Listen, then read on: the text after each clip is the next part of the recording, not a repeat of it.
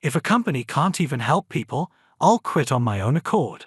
Fire me. I am care. I know I have a tendency to get too heated. I'm aware of it, truly. But the words from the CEO in front of me were absolutely unacceptable. My name is Dylan. I work in sales for a security firm. I always wanted to be a police officer and even took up boxing because of it. However, due to certain reasons, I had to give up on the dream. But now, I'm satisfied because I can work in security, protecting people. However, I must admit I've never gotten used to the daily packs of ways. Being a big guy, I'm always concerned about getting in people's way. Even today, I tried to make myself smaller, taking up as little space as possible on the train. Today, I was heading to a business meeting at a newly opened office. My boss was supposed to accompany me, but he'd sent word he'd be coming straight from an out-of-town trip, so I was alone on the train. Unlike the morning rush, it was slightly less crowded in the afternoon, so I was able to get a seat. Thinking I'd review some details about the client, I reached into my bag. That's when I heard it. "Leave me alone. I've told you I'm not interested." A clearly distressed woman's voice caught my attention. Looking over, a young woman who looked like a college student was being approached by a blonde, slick-looking guy. "What's your problem? I told you I'd pay you good money. What's the catch? Trying to up the price. You're greedier than you look." "It's not about that. I just don't trust you, that's all." "Well, despite my humble request, you get carried away, stupid girl." Before I knew it, the man grabbed her wrist, attempting to pull her towards him. "Help! Somebody, please." She frantically looked around for help. Without thinking, I intervened, placing myself between the two. I stepped forward to shield her, looking down at the man. Given my tall stature and strong build, I posed a bit of a threat to him. "What are you doing to this lady?" "None of your business. Move out of the way." The man tried to grab me, but I swiftly brushed off his hand and sidestepped. Unable to stop himself, the man clumsily tumbled to the floor. "What the hell? I didn't do anything. Just dodged. This is a public space, you know. Avoid causing a scene and bothering other passengers." I then checked on her. She looked shocked but thankfully didn't appear injured. What happened here? Suddenly, a conductor came in a hurry. Just as we were at the station, the door opened and the man made a quick escape. "Are you both okay?" Hearing the conductor's voice, I turned to her, and she bowed her head towards us.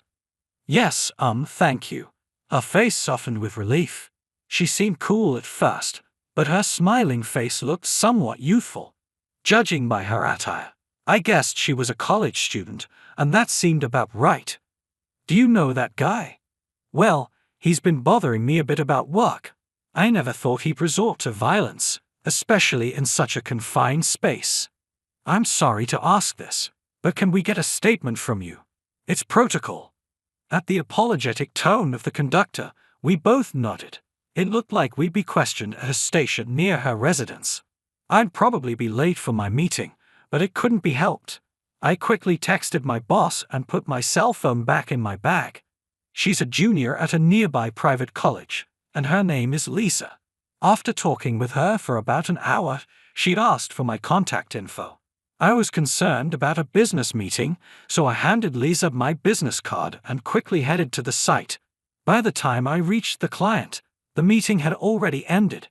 My boss gave me an earful, but I was content that I could help someone. I hadn't given much thought to what would happen next. The next morning, as I got off the train and passed through the turnstile, there was Lisa.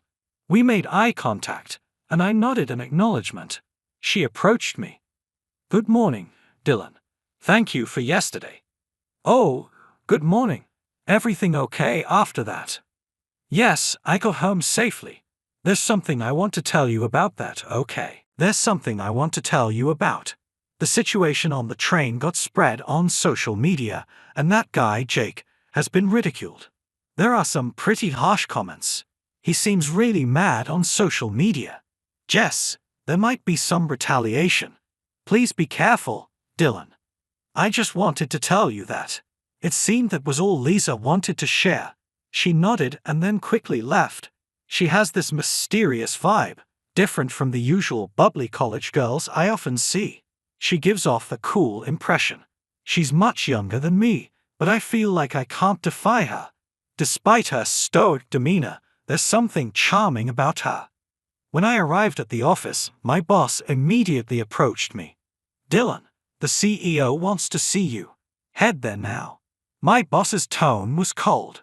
He's probably upset about me being significantly late to the client meeting yesterday. I bet the CEO is talking about that too. I felt uneasy, but had no choice, so I quickly headed to the CEO's office. "Dylan, I heard there was an incident on the train yesterday." That was the first thing the CEO said. Our CEO, the second generation in charge, is a laid-back sort of fellow, more like a spoiled young master than anything. He might seem a little unreliable as a CEO of a security firm. I haven't had much to do with him, so I don't know him too well. I nodded in response to his words, and he seemed a bit distressed. "Well, the situation has blown up on social media, and it's become problematic." "What do you mean by problematic? I don't think I did anything wrong." "Well, yes, but..." The CEO's words were slurred, and he seemed evasive while saying, "This is troublesome." The way he kept sneaking glances at me was a tad bit irritating. "Did you have our company badge on? That's why I've been identified, and the other party is furious. They're lodging a complaint." "What? You mean the guy who was about to get violent with Lisa?" "Mind your words. That man is the son of one of our major clients. He claims you embarrassed him and has complained through the company. We have to think about your situation since they are a significant client. We can't just ignore this. How about a transfer, just for a few years?" "Transfer? Where to?" "It's a bit far, but we've just secured a contract for facility security in Nebraska. It's a bit out of your usual job scope. But it was you who caused this issue after all," the CEO said with a half smile. I realized this was likely a demotion. Even though he knew their demands were unreasonable, he seemed willing to sacrifice me to smooth things over. "We can't have an employee causing issues working at the headquarters. You understand." But all I did was try to help. "Your intentions were noble, but they've done their research on you. Your father, he's a criminal, right?" My heart sank at the CEO's words. "It's true. My father is in prison. He's divorced from my mom, and I've cut ties with him. Still, the truth haunts me. Because of my father, my mom and I had to move away from our hometown. I've recently been able to spend my time peacefully. However, the weight of society's prejudice is still heavy. I thought you had kept it hidden well until now, but if I had known that, I would never have hired you in the first place. Still, you should feel lucky you weren't fired. I've cut ties with my father, so he has nothing to do with me. I'm offended. Even if you say so, others might not see it that way. Having you in the main office causes various problems. Your very presence harms the company." Why did I have to hear all this? I clenched my fist tightly. Seeing my reaction, the boss looked at me with disdain and spoke. "Resorting to violence. No wonder people say sons of criminals are just trouble waiting to happen. What's this about wanting to help people? In the end, people like you can't do anything." I felt my blood boil at his words. If I punched him now, I'd be playing right into his hands.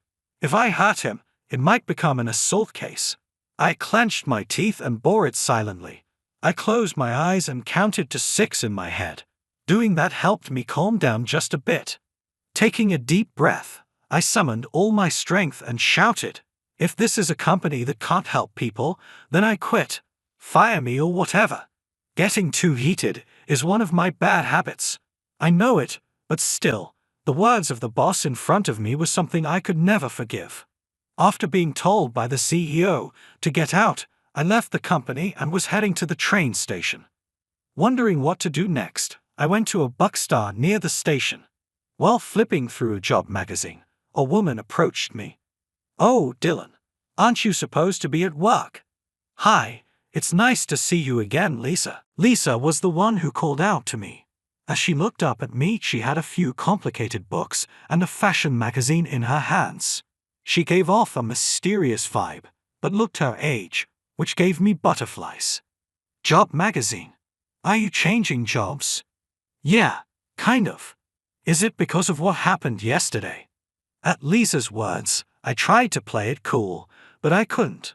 My friends often joke about how easily readable I am, calling me an open book. I'm not good at hiding things. I'm sorry. It's my fault, isn't it? No, it's my fault.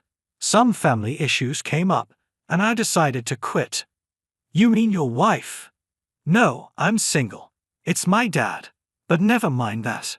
So, I thought I might look for a new job. I have some savings, so I'll be fine for a while. Lisa looked down, deep in thought. Then suddenly, looking up, she gazed deep into my eyes. Dylan, how about becoming a bodyguard? What? Caught off guard, before I knew it, she had grabbed my hand and was leading me somewhere. I found myself in an office room. What's this place? My company. What? But aren't you a college student? Starting a business in college, isn't that rare, right? She then guided me to a sitting area partitioned off in the corner of the room. Several people were working in the office, the sound of keyboards clicking away. She spoke briefly with someone in the back and then turned back to me. Well, I'm technically the CEO here. Started this company a while back, turned a profit here and there, and now we've grown big enough to have this office space. We develop apps targeted at young women, and I guess we made about $50 million last year. We're a legit business, so we offer decent benefits, health insurance, and all that jazz. Whoa, hang on a sec. You're going too fast for me to keep up. Oh, I'm sorry. Would it help if I start from the beginning? Oh, Lisa, don't you think you should do something about that habit of yours of going off on tangents? While I was racking my brain, a slender man with glasses brought me a cup of coffee. Nice to meet you. I'm Luke. I co-own this place with my sister. Think of this place as a co-working space. I heard about you from my sister yesterday. Thank you for helping out. You're welcome. Lisa can be a bit blunt and has had her share of troubles. As her brother, I worry about her. Do you really need to explain all this now? Lisa looked slightly annoyed as she shot her brother a glance. The familiar vibe between the siblings made me chuckle a bit. To be honest, I've always hoped she'd have someone to look after her. She's a genius, and many companies are after her. It would be a disaster if someone took forceful ways on her, like what happened yesterday. We would be so grateful if someone like you could serve as her bodyguard. A genius? Yes. Call me a proud brother, but she's been involved in app development for years. Last year, she released a photo editing app that became a huge hit, and there are several others. As Luke listed the apps, I realized I had heard of them. I knew she was talented, but I had no idea she was this accomplished. I was at a loss for words. We'd like to formally hire you. Would you consider it? I mean, I'm very honored. I just lost my job, so I'd gladly accept. When I replied, Luke reached out for a handshake. And here I am. Lisa, sitting in the corner of the couch, looked a bit sulky, but in this moment, she looked endearing. We then discussed how I would operate as Lisa's bodyguard. I'd drive her to and from work, and when there are company errands, we'd go together. Other times I'd take on some light chores around this office. Even though I'm older, Lisa is technically my superior, so I decided to be respectful towards her. But she told me to be at ease. She said it makes conversations more straightforward. I'm not great with polite expressions, so I was grateful for that. Our main concern is about Jake, right?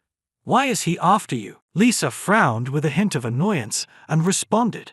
Jake's the third son of a pretty reputable company. His older brothers are outstanding, but he seems to know he's not up to par. He thinks that if he can't achieve much during college, he won't be the successor. So he targeted me. He probably believes that if he can take over my company, all the profits will be his.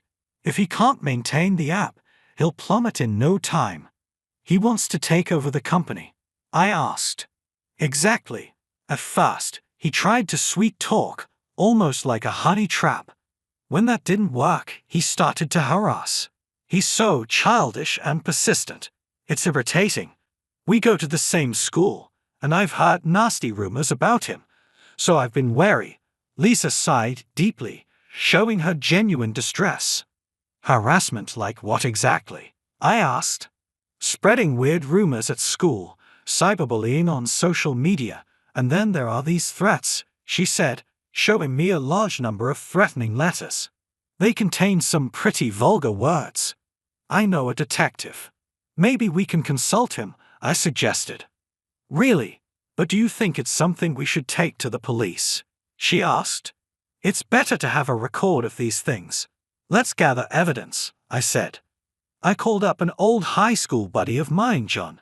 We don't meet often because he's super busy, but he's one of the few friends I still keep in touch with. I reached out, and he quickly responded, willing to listen. He hasn't changed much since high school. Back then, we were buddies on the same wrestling team. It felt nostalgic, but there was no time for reminiscing. This is the threatening letter. There's a lot. It comes to the office almost daily, but this alone might not be enough. It would be good if we can pin the cyberbullying on him, but if he's using multiple fake accounts, it's going to be tough, John said. Is that so? He almost assaulted her, you know. Isn't that enough? I asked. Almost isn't good enough. If I hadn't stepped in. Well, if you hadn't stepped in back there, who knows what would have happened to her? Isn't that just hindsight? You didn't do anything wrong, John said with a chuckle. His words felt like a lifeline. I realized I've been unknowingly bothered about losing my job because of that incident. Lisa smiled at me too. Exactly. I might have gotten punched and hurt, and thanks to Dylan, I was safe. I'm truly grateful. Thanks, both of you, she said. As I spoke, they both nodded in agreement. By the way, there's a strange rumor about Jake. Can we discuss it? Lisa asked as she pulled out a file from her bag. It was something I'd never seen before, and I tilted my head curiously. I was being consulted by my friend. Could you take a look at this? The document Lisa presented contained a pamphlet from some company and a printed screenshot of a cell phone display. John's expression changed dramatically as he went through it. Lisa, can you gather more evidence? This is a serious crime, he said. His earlier gentle smile was now gone. His eyes blazed with intensity, resembling a detective chasing a criminal. Lisa, unafraid of John's intensity, smirked confidently. Of course. Leave it to me, she said.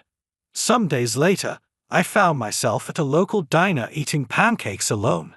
The pancakes, topped with whipped cream, may not have seemed like my style, but hey, I liked them. Sipping my hot chocolate, I strained my ears to catch every word from the conversation between the man and woman behind me. So, Lisa finally coming around? The man asked. Sometimes it's better to delegate than do everything yourself. I wanted to tell you that I've been wanting to introduce you to trustworthy people to collaborate with in your business, the woman replied. Thank you.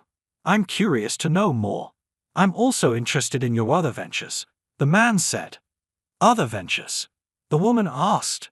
Yes, a friend told me I have a lot of things I want. You know, I would like some more money. Hi, I get you, no worries. It seems like she got his attention.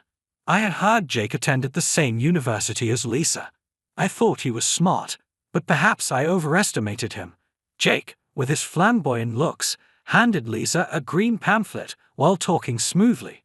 It was the same one John had seen at the police station. Jake's voice became noticeably quieter and more discreet. I've got this business where we call various speakers for seminars, kind of like study sessions. There's an initial membership fee, but if you introduce friends, you get some cash back. And don't worry, it's not some weird cult or something. We don't push products on you. The very fact he had to clarify it wasn't some weird cult was suspicious. I wondered if what he was doing was even legal. Looking at the brochure, Jake seemed eager to explain the profitable strategies. The kind of people you can meet, success stories, and such. He seemed unaware that Lisa was becoming indifferent, only offering half-hearted responses. Additionally, he chatted on about private stocks and foreign currency investments. Meanwhile, Lisa was amusing herself by wetting a paper bag for a straw and watching it wriggle. Either Jake didn't notice, or something was off with him. So, what do you say, Lisa? Will you join? Do you have any videos or something about the seminar? Send me the link. I'd like to see it before deciding. I'm considering it though, seriously. I'll send it right now. Jake was in a good mood and operating his phone. Soon enough, a notification sound indicated that a video had been shared in the group chat between Lisa, John, and me. The seminar's content was very sketchy. Hell, you're Jake, right? Suddenly, a soft, tenor voice broke the silence. With a friendly smile, John and another detective appeared next to where Lisa and Jake was seated. We'd like to have a word with you. Mind accompanying us? John reached into his pocket, flashing his police badge. You seem to have had quite an interesting conversation earlier. We'd love to hear more. What? How could it be you? Jake seemed suspicious of the undisturbed Lisa, or had noticed something. In no time, his face turned red, and he lunged at her. I instinctively moved and slid myself between Lisa and Jake. Jake's fist hit my cheek, but it was just a slight jolt and not really painful. Such a loosely thrown punch had no effect. I stared into Jake's eyes and smirked. He let out a pitiful squeak and tried to pull his right hand away, but I firmly grasped his wrist. Ah, you're that guy from... Yeah, I'm the one who lost my job because of you. Whoa, why? I'm Lisa's bodyguard now, so you punched me, huh? That's right, arrested on the spot for assault. Maybe I'll take my time hearing about the other stuff. Ready for what's coming. One would let their guard down with Chan's gentle demeanor, but he's dozens of times scarier and stronger than me. Being glared at by him, it seemed Jake lost all will to resist. Man, there was no need for you, a civilian, to get punched. If I had been the one, we could have charged him with obstructing an officer. I messed up, sorry. Ha, just kidding. Honestly, you helped. I bet we can now trace back to all the culprits. It's amazing no more victims were hurt. It's thanks to you. Saying that, John raised his right hand and straightened his back. He saluted me, giving his respects. John knew the reason I couldn't become a cop. We had promised to pursue it together, but it didn't come true, and he knew the bitterness I felt. Still, the fact that he remained a friend meant everything to me. My father was deceived by someone and got arrested. He had unknowingly become a courier for a particular crime. Being ignorant is almost as if it's a crime, and he couldn't just excuse himself by saying he didn't know. Even now, he's regretting his past behind bars. I knew that police departments look into the criminal history of family members, so believing I couldn't pass with my father in jail, I never tried. It's my life's only regret. Having turned 30, I can't become a cop anymore, and yet John saluted me with such respect. I was touched by his gesture and bowed my head in gratitude. Thank you, John said. Then he climbed into a squad car and drove away. Some time later, news broke about the arrest of a large scam group. From college students to working adults, many had fallen into their web of deceit. There was a surge in the number of victims, especially among college students, and helplines were broadcasted on TV. As for me, I'm working as a bodyguard in Lisa's company, but hardly anyone causes trouble like Jake did. I've mostly been tidying up the office today. The window panes are gleaming, the floor is shiny, and I even wiped down the guest sofa. Lately, I've taken a liking to cleaning and even watched cleaning tutorials on YouTube after work hours. Cleaning can also be a form of exercise, so it's killing two birds with one stone.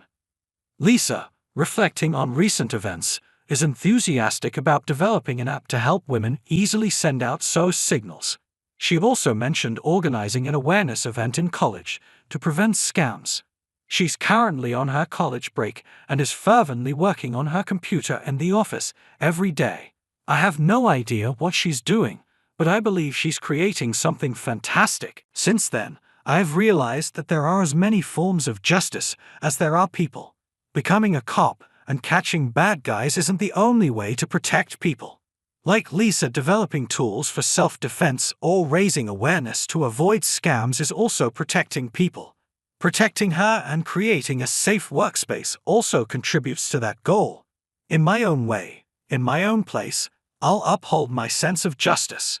With that in mind, today too, I'll enjoy my cleaning-cum-exercise routine.